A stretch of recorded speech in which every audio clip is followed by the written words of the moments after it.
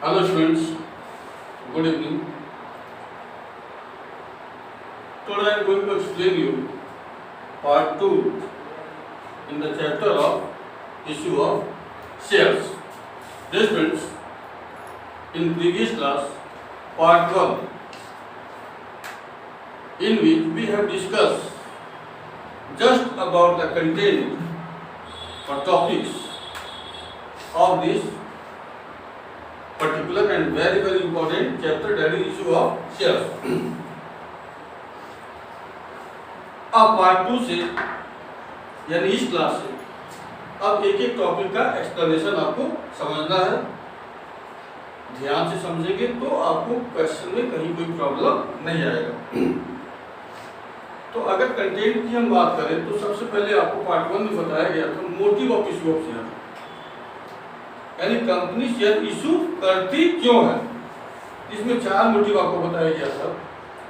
इसमें पहला मोटिव है कैश के लिए, यानी कंपनी को सीधी बात है अपने जो भी रिक्वायरमेंट है, जो भी फाइनेंस की रिक्वायरमेंट है, अगर वो कैश के लिए है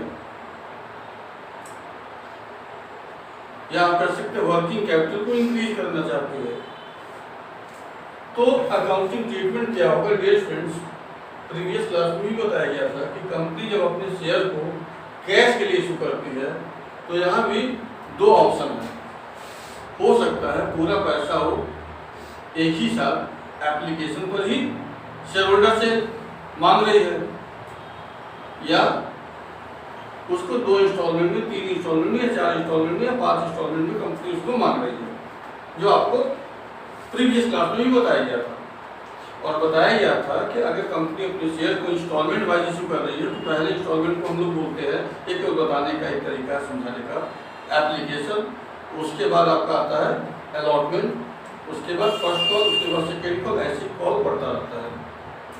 हर इंस्टॉलमेंट की 2 एंट्री होती है। तो ये एंट्री आपको समझना है। सबसे पहले accounting for issue of shares और कैश और इंस्टॉलमेंट में अगर हम कर रहे हैं तो पहला इंस्टॉलमेंट जैसे कि आपको पता है एप्लीकेशन होता है। अब आपको समझना है एप्लीकेशन का एंट्री क्या होगा। फॉर एप्लीकेशन, तो डियर स्टूडेंट्स, जैसा कि आपको बताया गया हर इंस्टॉलमेंट का 2 एंट्री है। एप्लीकेशन का मतलब जिस पर्सन को कंपनी का शेयर खरीदना है वो कंपनी में एप्लीकेशन का अमाउंट पहले भेजेगी, तो कंपनी के पास एप्लीकेशन का पैसा पहले आता है। तो एप्लीकेशन का पैसा जब कंपनी के पास आएगा तो आपका एंट्री हो जाएगा bank account debit to share application account. इसके बाद इस एप्लीकेशन मनी को कैपिटल अकाउंट में ट्रांसफर कर देंगे, शेयर कैपिटल अकाउंट में ट्रांसफर कर देंगे। तो जब आप इसको ट्रांसफर करोगे तो आपकी एंट्री बन जाएगी share application account debit to share capital. यानी पहले एप्लीकेशन का पैसा कंपनी के पास आता है और बाद में उसको यानी एप्लीकेशन मनी को शेयर कैपिटल अकाउंट में ट्रांसफर कर दिया जाएगा। अब इसके बाद याद रखिए अलॉटमेंट हो या फर्स्ट कॉल हो या सेकेंड कॉल हो, उसमें हम ट्रांसफर की एंट्री पहले करेंगे और रिसीव वाली एंट्री हम बाद में करेंगे। ट्रांसफर या ड्यू भी आप कर सकते हैं। जैसे अगर आप अलॉटमेंट की एंट्री यहाँ समझना चाहते हैं कि सर अलॉटमेंट की एंट्री क्या करेंगे, तो अलॉटमेंट में आपको कुछ नहीं करना है। अगर अलॉटमेंट की बात आप कर रहे हो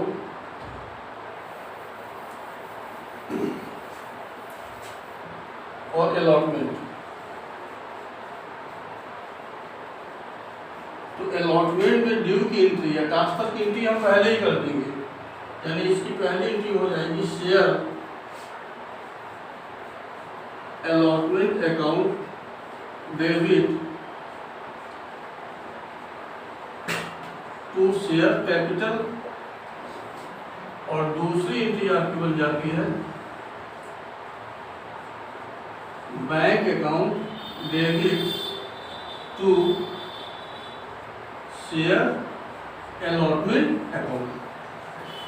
यानी अगर आप बुनियादी फर्क देखें तो एप्लीकेशन में मनी पहले मिलेगा, यानी अमाउंट रिसीव की एंट्री, एप्लीकेशन का अमाउंट कंपनी को पहले मिलता है और बाद में हम उसको कैपिटल अकाउंट से कैपिटल अकाउंट में ट्रांसफर करते हैं।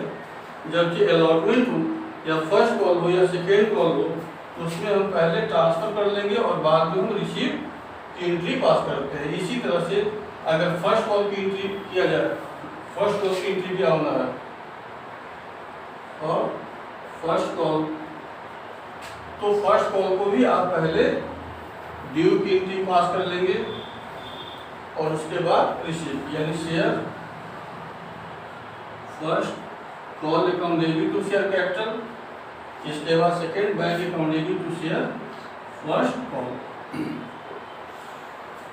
तो अगर कंपनी अपने शेयर को इशू करती है कैश के लिए और कंपनी पूरा पैसा एप्लीकेशन पर ना लेकर उसको 2 इंस्टॉलमेंट में या 3 इंस्टॉलमेंट में या उससे ज़्यादा इंस्टॉलमेंट में ले रही है, तो आप किस तरीके से एंट्री पास करेंगे। और ध्यान में क्या रखना है आपको, एप्लीकेशन की एंट्री आप पहले रिसीव की करते हैं और बाद में ट्रांसफर की एंट्री करते हैं, ड्यू की एंट्री करते हैं। जबकि अलॉटमेंट हो या फर्स्ट कॉल या सेकेंड कॉल, इसको पहले आप ट्रांसफर की एंट्री पहले पास कर लेते हैं या ड्यू की, और रिसीव की एंट्री बाद में पास करते हैं। अब हम आते हैं कंटेंट में, सेकेंड पॉइंट आपको समझना है इस चैप्टर में कि अगर कंपनी अपने शेयर को प्रीमियम पर इशू करती है, जो पार्ट 1 में आपको कंटेंट में सारी चीज़ों को बताया गया है, ब्रीफ किया गया है और उसको एक्सप्लेन किया जा रहा है कि कंपनी अपने शेयर को प्रीमियम पर इशू करती है, इसका पूरा मतलब क्या है, क्या अकाउंटिंग ट्रीटमेंट होगा, सारी चीज़ें। तो ये आपका टॉपिक हो गया issue of shares at premium.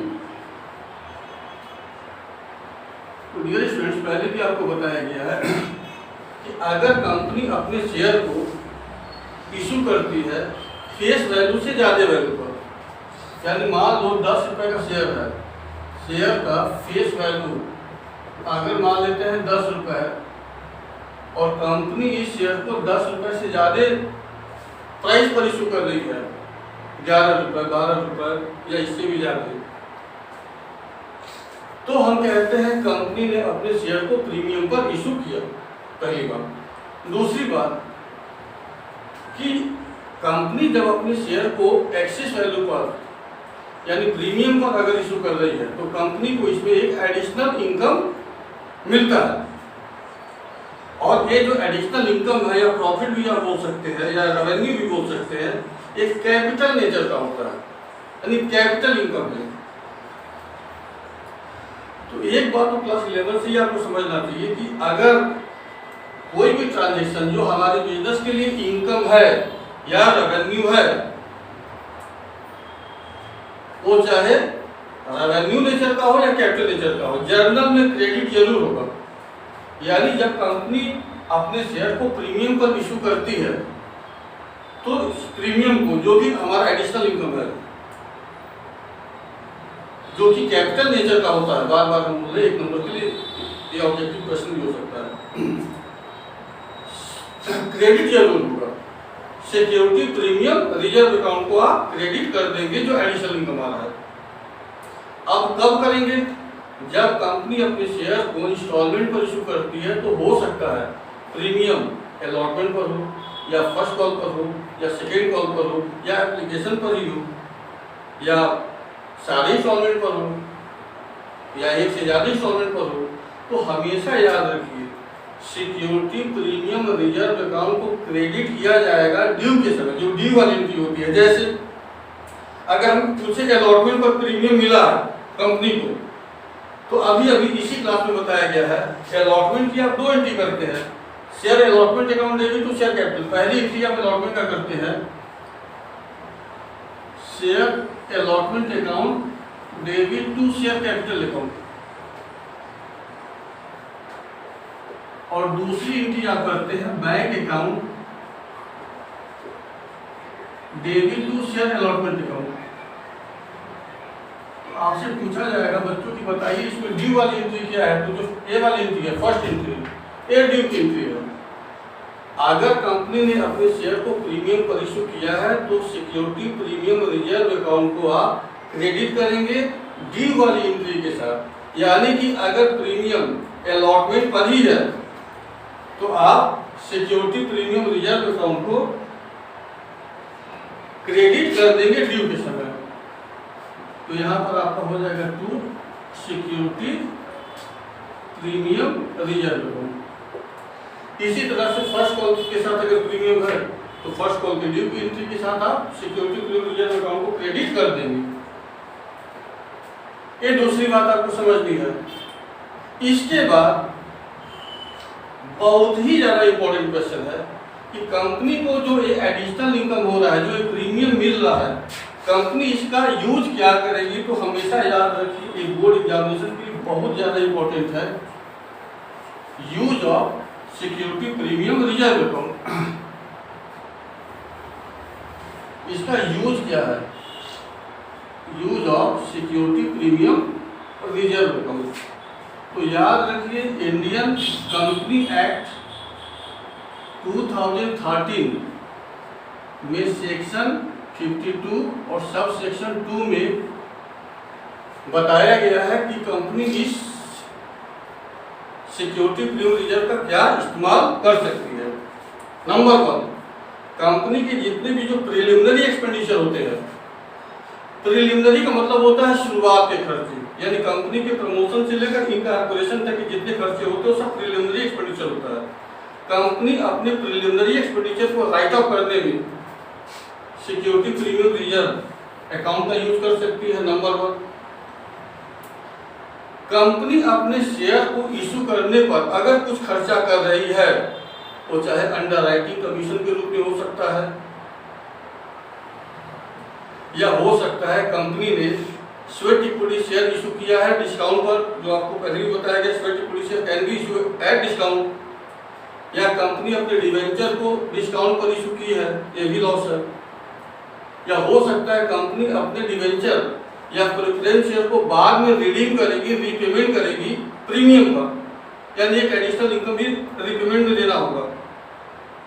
इस तरह के लॉस को और एंटिसिपेटेड लॉस को भी हम सिक्योरिटी प्रीमियम रिजर्व से राइट ऑफ कर सकते हैं। इसके बाद कंपनी अपने जो एग्जिस्टिंग शेयर होल्डर है, यानी जो मेंबर पहले से ही कंपनी में है शेयर होल्डर, उनको बोनस शेयर इशू करने में भी सिक्योरिटी प्रीमियम रिजर्व का इस्तेमाल हो सकता है। और अगला है कि कंपनी अपने इक्विटी शेयर को, by back of equity share का मतलब क्या होता है, अपने शेयर को खुद भी कंपनी परचेज कर सकती है, उसके लिए भी सिक्योरिटी प्रीमियम रिजर्व का इस्तेमाल कर सकते हैं। इसके बाद आपको समझना क्या है कि सिक्योरिटी प्रीमियम रिजर्व का बैलेंस शीट में क्या ट्रीटमेंट है। तो बच्चों सबसे पहले तो ये समझ लो कि कंपनी का जो बैलेंस शीट होता है वो वर्टिकल होता है।